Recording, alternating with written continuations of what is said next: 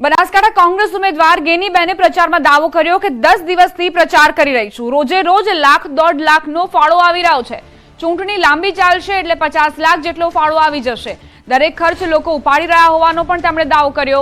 ગેનીબેન 15મીએ પાલનપુરમાં ઉમેદવારી પત્ર ભરવાના છે.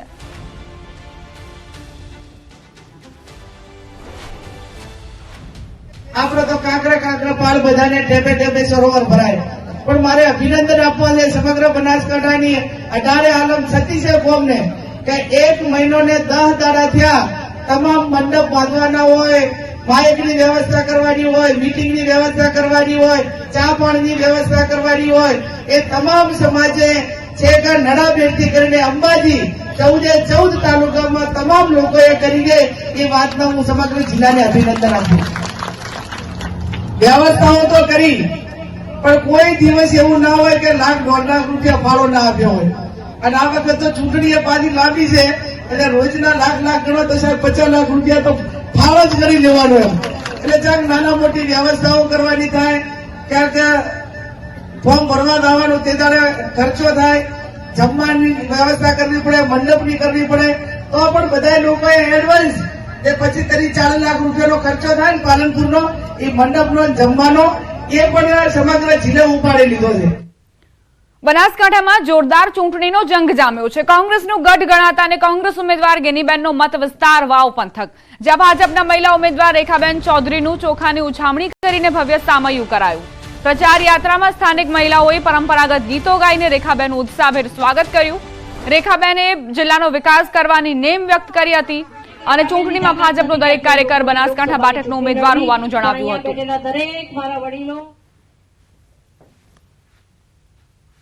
ભારતીય જનતા પાર્ટીના કાર્યકર્તાઓની તાકાતથી ચૂંટણી લડાતી હોય છે. કોઈ એક રેખાબેનની તાકાત નથી કે આટલી મોટી લોકસભાની ચૂંટણી લડવી, પણ અહીંયા બેઠેલા દરેક મારા વડીલો, તમે પોતે જ ઉમેદવાર છો એમ સમજી અને જવાબદારી ઉપાડી લેજો. અને તમારે ચૂંટણી લડવાની છે, તમારે જીતાડવાની છે, તમારે બધાએ કમળ બની અને કમળ ખીલાડવાનું છે. જેતપુરમાં ચેટીચાંદના પર્વે ધારાસભ્ય જયેશ રાદડિયા ડીજેના તાલે ઝૂમતા હોય તેવો વિડીયો વાયરલ. ચેટીચંદના પર્વ પર જેતપુરમાં નીકળેલ શોભાયાત્રામાં ધારાસભ્ય જયેશ રાદડિયા તેમજ સિંધી સમાજના નવયુવાનો સાથે ડીજેના તાલે ઝૂમી ઉઠ્યા.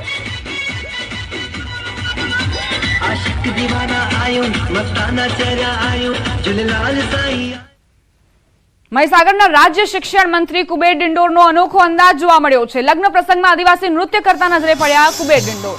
સંતરામપુર તાલુકાના ભાનાશીમલ ગામે તેમણે નૃત્ય કર્યું. લગ્ન પ્રસંગમાં પહોંચેલા શિક્ષણ મંત્રીનો અનોખો અંદાજ દેખાયો. હાથમાં તલવાર લઈને પારંપરિક આદિવાસી નૃત્ય કરતા જોવા મળ્યા કુબેર ડિંડોર.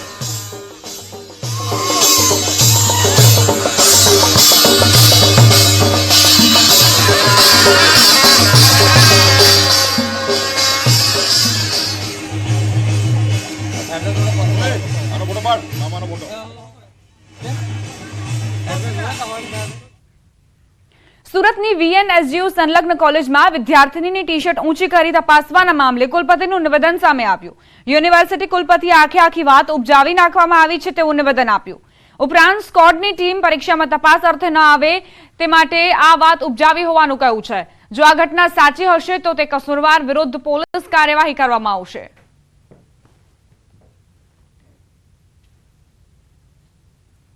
દક્ષિણ ગુજરાતની સૌથી મોટી વીર નર્મદ યુનિવર્સિટી વિવાદમાં ઘેરાઈ હતી. કારણ હતી વિદ્યાર્થીઓને સ્કોર દ્વારા જે પ્રકારે ચેકિંગ કરવામાં આવ્યું હતું, જેને લઈને વિવાદ ઉભો થયો હતો. જોકે આ સમગ્ર વિવાદમાં તપાસ કરતા જે ઘટસ્ફોટ થયો છે તે સાંભળીને અધિકારીઓ લઈને કુલપતિ ચોંકી ઉઠ્યા હતા. આપણી સાથે કુલપતિ કિશોરસિંહ ચાવડા, આપણે સીધા વાત કરીએ. સાહેબ, મહિલા જે વિદ્યાર્થીનીઓ હતી તેની ઉત્તરવહી પાસે જઈને તેમના જે ગજવાઓ જે છે તેમને ચેક કરવાનું કીધું હતું કે જેથી એમાં કોઈ માહિતી હોય. આ વાતની માહિતીને કે સામાન્ય રીતે મહિલાઓને ચેકિંગ કરવામાં આવતું નથી, પણ મહિલા સ્કોડ દ્વારા ચેક કરવાનો જે અમે પ્રયાસ કર્યો છે તેને અટકાવવા માટે જ કોઈ વ્યક્તિએ આ પ્રકારનો પ્રયાસ કર્યો હોય એવું માલુમ પ્રથમ દર્શને શંકા થાય છે. અને આ પ્રકારની જો ખરેખર માહિતી સાચી હશે તો તેની સામે પોલીસ કાર્યવાહી કરતાં પણ યુનિવર્સિટી અટકાશે નહીં. સામાન્ય રીતે મહિલા વિદ્યાર્થીનીઓને એને ચેક કરવાનું કહેવામાં આવતું હોતું નથી, પણ આ અમારો વિનમ્ર પ્રયાસ હતો કે મહિલા વિદ્યાર્થીનીઓને પણ તેમના ગજવામાં રહેલી જો કોઈ સાહિત્ય હોય તેમને દૂર કહેવાનું જે કહેવામાં આવ્યું હતું એમાંથી આ વાતને આખી જુદી દિશામાં લઈ જવાનો પ્રયત્ન થયો હોય એવું પ્રથમદર્શી કહી શકાય. બિલકુલ. આ હતા કુલપતિ કિશોરસિંહ ચાવડા. સીધું તેમનું કહેવું છે કે વિદ્યાર્થીઓને ચેક કરવાને લઈને આ વિવાદ ઊભો થયો હતો. જોકે સીસીટીવી ચેક કર્યા બાદ આ પ્રકારે કોઈ પણ વિદ્યાર્થીનીને ચેક કરવામાં નથી આવ્યું. પણ જો આ પ્રકારની ઘટના છે તેને લઈને આગામી દિવસમાં પોલીસ કેસ સાથે પરીક્ષા ચાલી રહી છે અને આવી કોઈ ઘટના ના બને તે માટે ખાસ મહિલાઓનું સ્કોર વધારવાની વાત પણ કરી છે. કેમેરામેન ભરત બ્રહ્મભટ્ટ સાથે કીર્તેશ પટેલ, ન્યૂઝ 18 ગુજરાતી, સુરત. સુરતમાં ઉકાઈ ડેમમાંથી તાપી નદીમાં 800 ક્યુસેક પાણી છોડાયું. તાપી નદીમાં લીલના કારણે પાણી અતિશય દુર્ગંધ મારતું હતું, જેથી નદીની લીલ દૂર કરવા ડેમમાંથી 800 ક્યુસેક પાણી છોડાયું. તાપીમાં પાણીની નવી આવક થતા કોઝવેનું લેવલ 5 મીટરથી 5.40 મીટર થયું. ઉપરાંત ઉનાળામાં પાણીની માંગ 1500 MLD થી વધીને 1520 MLD થઈ છે.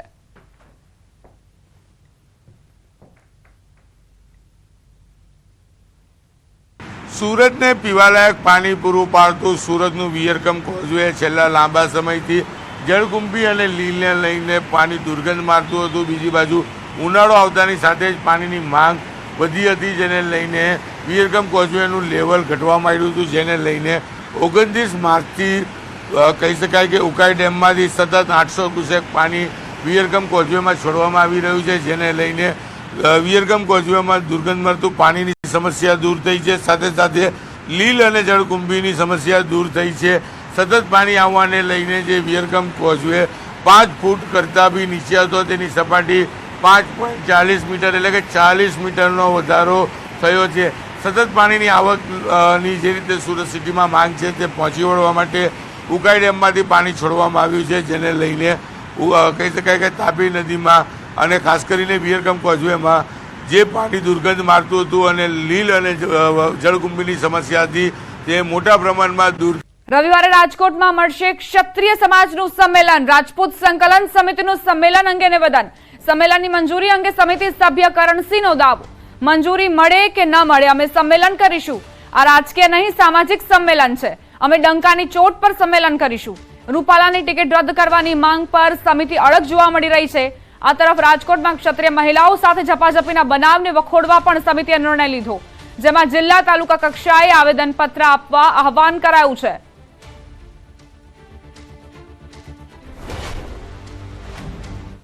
આ કોઈ રાજકીય એજન્ડા જ નથી, આ રાજકીય મુદ્દો જ નથી, આ રાજકીય ચળવળ જ નથી, આ શુદ્ધ સામાજિક ચળવળ છે.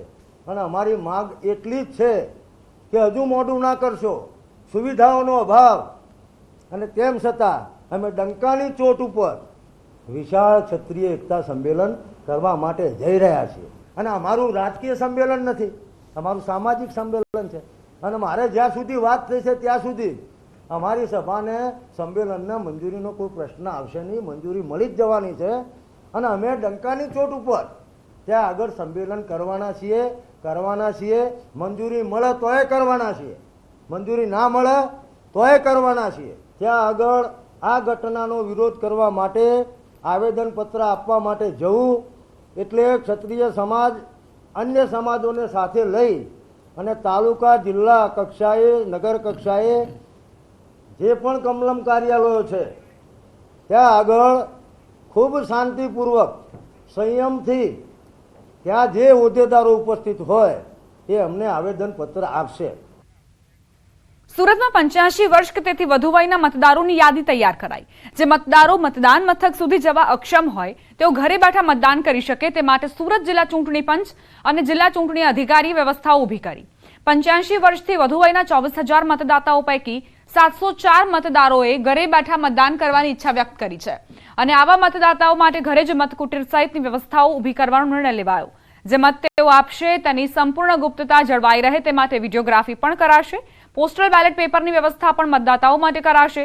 ચૂંટણી અધિકારી અને બીએલઓની હાજરીમાં મતદાન પ્રક્રિયા હાથ ધરાશે.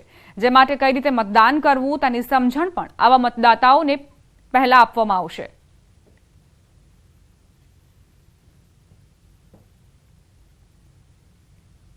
જો કોઈ મતદાર પોતાના ઘરે મતદાન આપવા તૈયાર હોય તો તેમને ફોર્મ 12D ભરવામાં બીએલઓ તેમને મદદરૂપ થાય છે. ભરેલું ફોર્મ 12D મેળવી જે તે વિધાનસભા મત વિસ્તારના મદદનીશ ચૂંટણી અધિકારીને સોંપવામાં આવે છે. ત્યારબાદ આ સિટીઝનનું પોસ્ટલ બેલેટ તૈયાર કરવામાં આવે છે. ત્યારબાદ એક ખાસ પ્રકારની ટીમની રચના કરી સિનિયર સિટીઝનના ઘરે જઈ ખાસ મતકૂટની રચના કરી તેને ઘરે જ મત આપે તે પ્રકારની વ્યવસ્થા કરવામાં આવે છે. રોકાઈશું નાનકડા વિરામ માટે. વિરામ પહેલા નજર ટોપ 3 ન્યૂઝ પર. ત્રીજા તબક્કાના મતદાન માટે ઉમેદવારો આજથી ભરશે ફોર્મ. છેલ્લી તારીખ 19 એપ્રિલ, જ્યારે 22મીએ ફોર્મ પરત ખેંચવાની અંતિમ તારીખ. કોંગ્રેસ લોકસભાની 4 અને પેટા ચૂંટણી માટે નવા નામો કરી શકે જાહેર. મહેસાણા, અમદાવાદ, પૂર્વ રાજકોટ, નવસારીની બેઠકો માટે જાહેર કરી શકે. ગુજરાતના ખેડૂતો સાવધાન. 5 દિવસ ભર ઉનાળે વરસાદની હવામાન વિભાગની આગાહી. થંડર સ્ટ્રોમ એક્ટિવિટી સાથે સામાન્ય વરસાદની આગાહી.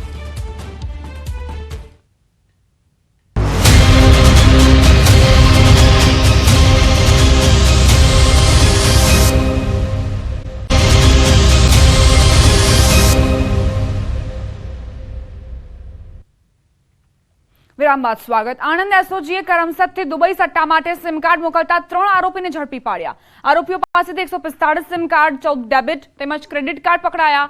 આરોપીઓ નાપાડ ખાતેથી સિમ કાર્ડ લાવ્યા હતા. ચિરાગ સોલંકી નામનો વ્યક્તિ sim card Dubai online gaming તથા સટ્ટા માટે મોકલતો હતો. ચિરાગ નાપાડના સમર રાઠોડ અને જૈનુલ રાઠોડ પાસેથી એક એક્ટિવ સિમ કાર્ડ રૂપિયા 1250માં ખરીદતો હતો.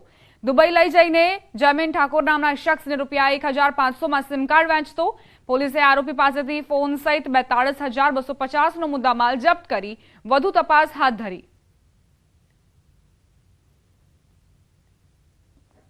એસઓજી અને એલસીબીની સંયુક્ત ટીમે રેડ કરતા ચિરાગ સુરેશભાઈ સોલંકીના ઘરેથી 145 જેટલા સિમ કાર્ડ તથા 14 જેટલા ડેબિટ અને ક્રેડિટ કાર્ડ મળી આવેલા અને તમામ આરોપીઓના પોલીસ કસ્ટડી રિમાન્ડ મેળવવાની તજવીજ હાથ ધરેલ. અમદાવાદના આંબલીમાં થયેલ ઘરફોડ ચોરીનો ભેદ ઉકેલાયો છે. નિવૃત્ત દંપતીના બંગલામાંથી સોના ચાંદીની ચોરી કરનારા 2 આરોપીની પોલીસે ધરપકડ કરી ચોરીનો મુદ્દામાલ પણ રિકવર કર્યો. આ ઘરફોડ ચોરીના આરોપી અનિલ ઉર્ફે બાલો અને સુરેશ ઉર્ફે સુખો મકવાણાની પોલીસે બાતમીના આધારે ધરપકડ કરી. આરોપીઓની પૂછપરછમાં સામે આવ્યું છે કે આરોપીએ લોનના હપ્તા માટે પૈસાની જરૂર હોવાથી સુરેશ સાથે મળી ચોરીના ગુનાને અંજામ આપ્યો. આરોપી સુરેશ ઉર્ફે સુખો અગાઉ પણ પોલીસના હાથે ઝડપાયેલો છે. સિટી ક્રાઇમના જે અંજારિયા પીએસઆઈ છે અને એના સ્ટાફને માહિતી મળી એટલે એમણે એ જે ચોર મુદ્દામાલ હતા એને શોધી કાઢ્યા છે. એમણે 2 આરોપી કે જેમાં એક અનિલ ગોપાલભાઈ વાઘેલા છે, બીજો સુરેશ ઉર્ફે સુખો મકવાણા, બંને ઉત્તેલિયા ધોળકાના રહેવાસી છે અને એમાં જે સુખો છે એ ટેક્સટાઇલ સિટી તરીકે ઓળખાતા સુરત શહેરમાં દિવસે ને દિવસે કાપડ વેપારીઓને લેભાગુ તત્વો દ્વારા ચૂનો લગાડવામાં આવતો હોય તેવા કિસ્સાઓ ઘણા સમયથી સામે આવી રહ્યા છે. કાપડ માર્કેટમાં થતા આ પ્રકારના પૂર્વ આયોજિત કાવતરાને રોકવા અને છેતરપિંડીનો ધંધા કરતા ઈસમો સામે કાર્યવાહી કરવા હવે સુરત પોલીસ એક્શન મોડમાં આવી છે અને 18 કર્મચારીઓની એક ટીમ બનાવવામાં આવી છે, જેમાં એક ડીસીપી, એક એસીપી, 3 પોલીસ ઇન્સ્પેક્ટર, 3 પીએસઆઈ તેમજ 10 કોન્સ્ટેબલનો સમાવેશ કરવામાં આવ્યો છે. બીજી તરફ ગૃહ રાજ્યમંત્રી હર્ષ સંઘવી દ્વારા પણ વેપારીઓને પડતી મુશ્કેલીનું નિરાકરણ લાવવાની બાંહેધરી આપવામાં આવી છે. હવે જોવાનું એ રહેશે કે વેપારીઓને પડતી આ સમસ્યાનું નિરાકરણ ક્યારે આવશે. और इसी दिशा में एक ठोस कदम उठाते हुए माननीय गृह मंत्री जी ने तुरंत एक बड़ी अच्छी एक स्क्वाड बनाई जो टेक्सटाइल पेमेंट को मोस्टली रिकवर करेगी और हमारे सूरत का पैसा यदि बाहर मंडियों में कोई गलत मानसिकता से रोका है उनके स्तर पे उनको भी पकड़ के लाया जाएगा.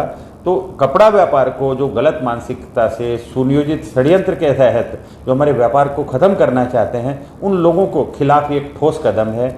ઉઠામણાના બનાવો બને છે અથવા છેતરપિંડીના બનાવો બને છે. આ બનાવો અનુસંધાને જ્યારે વિવિધ પોલીસ સ્ટેશનમાં ગુનાઓ નોંધવામાં આવે છે તેમાંથી ક્યારેક કોઈક આરોપીઓ પકડવાના બાકી રહી જાય છે. આ તમામ આરોપીઓને ધરપકડ કરવા માટે સુરત શહેરના પોલીસ કમિશનર શ્રી દ્વારા એક ટીમ બનાવવામાં આવેલ છે, જે ટીમમાં એક ડીસીપી, ઇકો સેલના એક એસીપી, આ ઉપરાંત 3 પીઆઈ, 3 પીએસઆઈ અને અન્ય પોલીસ કર્મચારીઓ છે. અલગ અલગ ટીમો બનાવી અને તેઓની ધરપકડ કરવા માટે પ્રયાસો હાથ ધરવામાં આવશે. મહત્વપૂર્ણ સમાચાર પ્રાપ્ત થયા છે. જમ્મુ કાશ્મીરને મળશે પૂર્ણ રાજ્યનો દરજ્જો. જલ્દી વિધાનસભાની ચૂંટણી થશે. ઉધમપુરમાં પ્રધાનમંત્રી મોદીએ આ મોટું નિવેદન આપ્યું છે. લાંબા સમયથી જમ્મુ કાશ્મીરને પૂર્ણ રાજ્યનો દરજ્જો આપવાની માંગ થઈ રહી હતી અને એવામાં ઉધમપુરમાં પ્રધાનમંત્રી મોદીએ આ મોટું નિવેદન આપ્યું છે કે જમ્મુ કાશ્મીરને ફરી એક વખત પૂર્ણ રાજ્યનો દરજ્જો મળશે.